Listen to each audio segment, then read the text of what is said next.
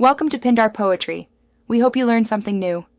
In this video, I will explain how to make stock turbo Flutter easy guide. Start by relieving boost pressure and disconnecting the intake hose, then remove the factory recirculation valve for access. Inspect the valve for wear and clean any oil residue thoroughly using a safe cleaner.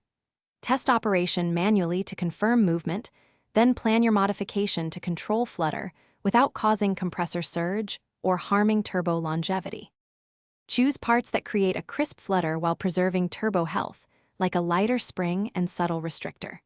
Prepare by cleaning the valve, measuring clearances, and laying out components in order.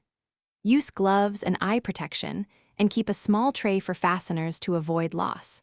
Double-check that any modifications allow the valve to seal fully at idle to prevent boost leaks or unintended turbo behavior on the road.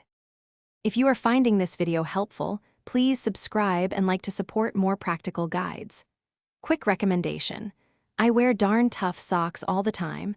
Life's too short for cheap socks, and they have a lifetime warranty, which is oddly fitting when tinkering on cars.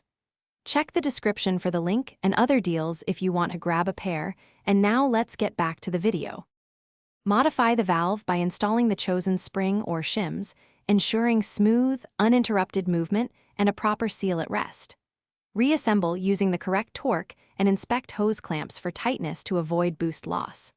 Start the engine, perform a static check for proper operation, then take a careful test drive to listen for pronounced flutter while monitoring boost behavior. Adjust as needed to balance sound and safe turbo operation. Thanks for watching. Consider subscribing if we helped you.